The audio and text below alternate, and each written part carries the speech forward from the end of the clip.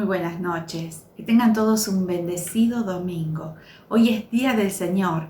Qué bueno que es poder reunirnos en este momento para poder compartir algo de su palabra en este tiempo tan especial, el tiempo de la Navidad. Estamos transitando este tiempo en este diciembre de 2021, ya entrando prácticamente al año 2022, celebrando la Navidad en este tiempo navideño, tiempo de encuentros, tiempo de reflexión, tiempo de pensar y volver a pensar todo lo que Dios ha hecho, nos ha dicho, nos ha manifestado y nos transmite en este tiempo tan especial. En el Evangelio de Lucas, capítulo 2, encontramos también parte de la narración del nacimiento de Jesús. En realidad, los evangelistas, cada uno ha desarrollado, de acuerdo a la mirada y a qué público iba dirigido su evangelio, el nacimiento de Jesús, la historia, los hechos recopilados de acuerdo que surgieron en torno al nacimiento. En el caso del Evangelio de Lucas, fue escrito en realidad dirigido a los griegos de ese tiempo, dirigido a personas que no eran judías, que no eran creyentes en Dios, que no practicaban la religión judía, que si bien no aceptaban a Jesús como Mesías, tenían que aceptar a Jesús como Mesías, que esa era la misión de Mateo cuando escribe su evangelio. En este caso, el evangelio de Lucas fue escrito, dirigido especialmente a los griegos y a personas intelectuales de ese tiempo. Por eso tiene un carácter más bien histórico y tiene el gran propósito espiritual de presentar a Jesús como Hijo de Dios. Ese es el propósito del Evangelio de Lucas. Por eso es importante que tengamos presente el contexto en el cual surge toda esta parte de la historia del nacimiento de Jesús. Y hubo, según los pensadores, los historiadores, 3 condimentos, digamos, muy importantes de la época que tuvieron que ver con el tiempo del nacimiento de Jesús. 3 grandes naciones históricas que tuvieron que contribuir lo suyo para que esto se dé de esta manera. Una de ellas fueron los judíos, que contribuyeron la parte religiosa, digamos, para preparar el suelo de la siembra del cristianismo. Ese elemento religioso judío, que eran quienes creían en el Dios Todopoderoso, el Creador del universo, nuestro Dios, en quien nosotros creemos. Los griegos, por su parte, en ese tiempo estaban desarrollando y contribuyeron con todo lo que tenía que ver con la ciencia y el arte. Y los romanos, en ese momento, eran los dueños del mundo. Era un imperio que se extendía por todo el mundo conocido. Así que ellos eran los dueños del mundo y constituían la parte política, el elemento político de ese tiempo. Y en ese contexto es que nace Jesús. Y por eso es tan importante que tengamos presente que el Evangelio de Lucas fue escrito, dirigido a estas personas intelectuales de ese tiempo y a los griegos, ¿sí? Justamente los griegos se distinguen claramente por ciertas características. Ellos eran los representantes de la razón y de la humanidad en el mundo antiguo. Se veían a sí mismos como responsables de perfeccionar a los hombres. Eran cosmopolitas en ese tiempo. Crearon a sus dioses a la semejanza de seres humanos y a su propia semejanza, y vincularon esa mundanalidad de ese tiempo y un descreimiento religioso a la cultura humana. Eso eran los griegos. Y el apóstol Pablo era la persona apropiada inclusive para ir a Atenas, en Grecia, e instruir a los griegos sobre su altar dedicado al Dios no conocido.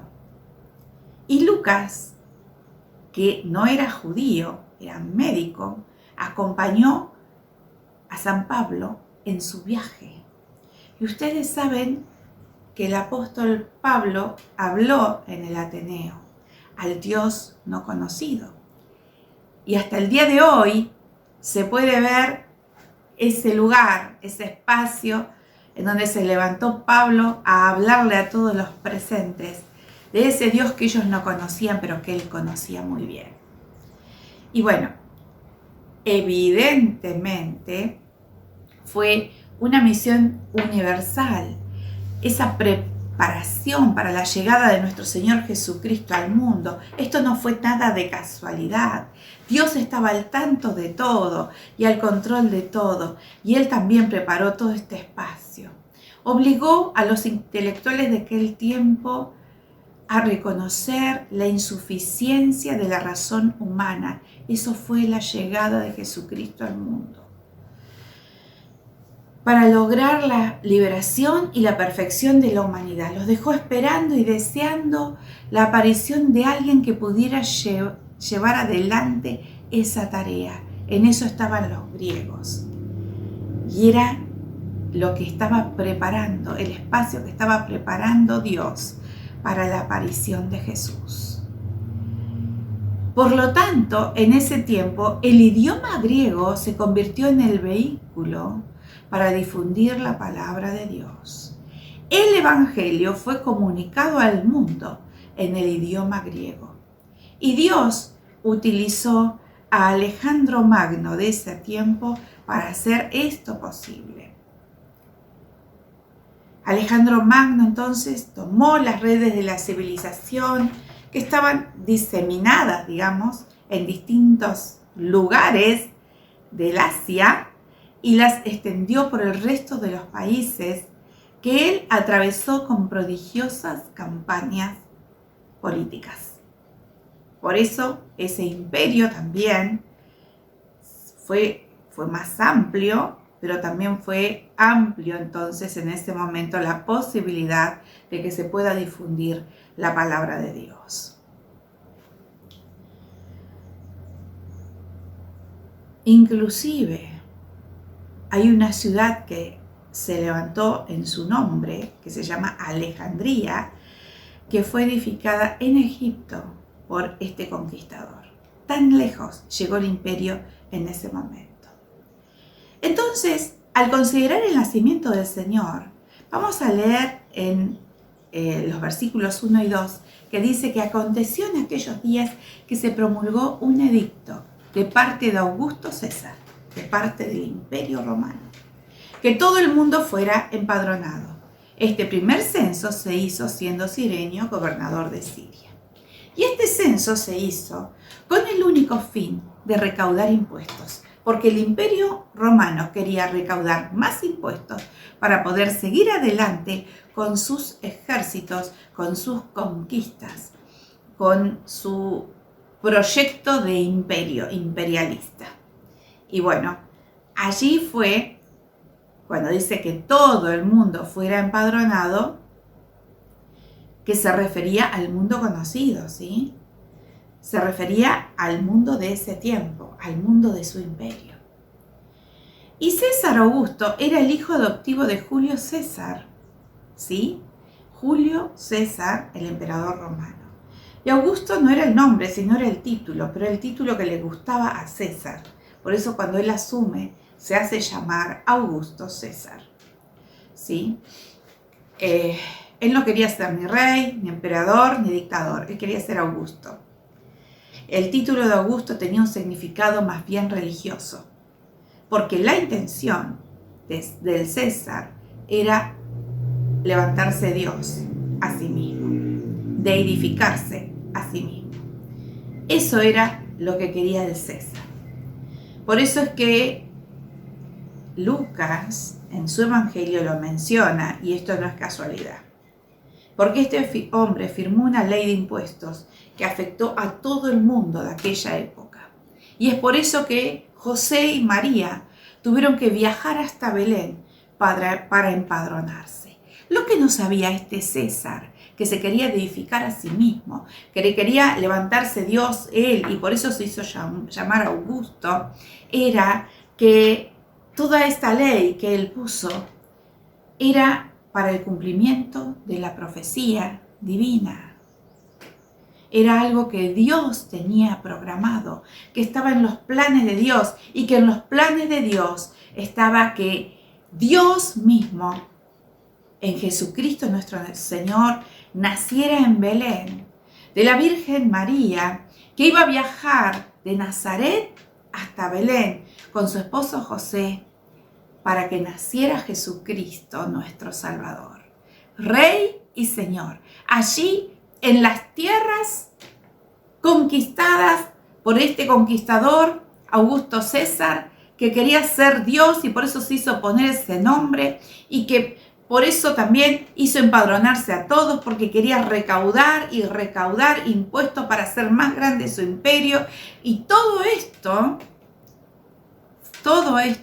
tenía en medio esta historia del nacimiento de Jesús.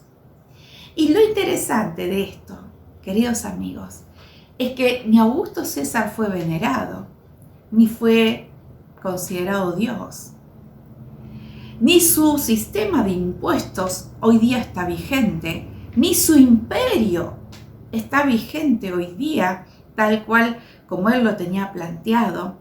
Y todos los actores de ese tiempo que querían invalidar lo que era la promesa de Dios y lo que Dios estaba haciendo, nada está vigente, pero Jesucristo está vigente. El Salvador que nació allí en Belén sí está vigente al día de hoy. Él al día de hoy todavía es nuestro Salvador y lo será hasta que venga en gloria nuevamente, hasta el fin del mundo. Nuestro Señor Jesucristo nace entonces en Belén de Judea a raíz de este censo que fue proclamado por Augusto César. Todo lo de ese tiempo fue nada más el condimento, el espacio político, religioso, histórico en el cual nació Jesús y todo pasó, quedó en la historia. Pero Jesucristo no está en la historia. Jesucristo es realidad nuestra, en nuestras vidas, está en nuestro día a día. Jesucristo es el mismo ayer, hoy y por los siglos. Jesucristo es Dios, es Salvador, es nuestro Señor, es tu Señor y tu Salvador. Y si le abrís tu corazón en este día, Él está dispuesto a venir a tu vida por su Espíritu Santo, a perdonar tus pecados, a quitar toda tu carga, toda tu angustia. Él está dispuesto a seguir siendo tu Dios y tu Salvador, porque así, en esa condición, es como nació Él aquella vez en Belén de Judea. Que tengas una bendecida semana.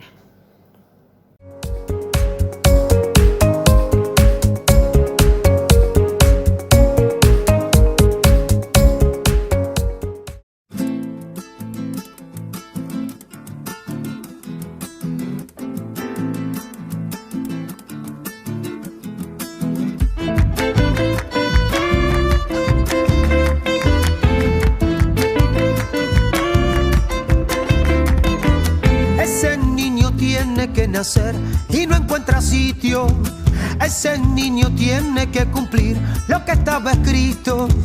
En un mundo que ya lo olvidó, lo han dejado allí solito.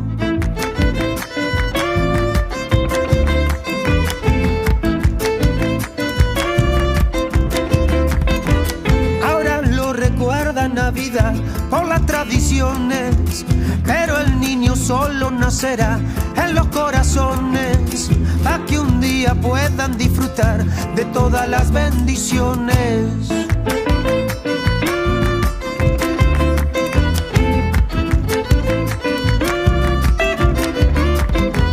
Yo que soy un hueso duro, un poco frío, incómodo, una vez te di la espalda, hoy vuelvo por el perdón. Ya no quiero más porfiar ni que mi voluntad se quiebre. Será hoy en mi corazón pesebre.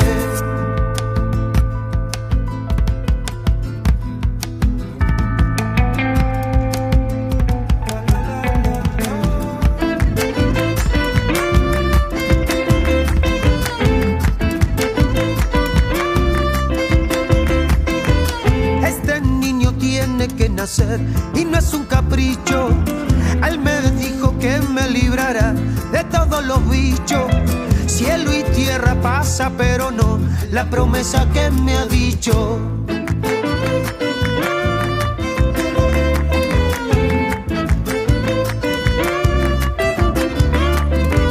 Ese niño no puede esperar que pasen los días. Esta puede ser la Navidad que cambie mi vida. No me pierdo esta oportunidad que me queda aquí servida. Yo que soy un hueso duro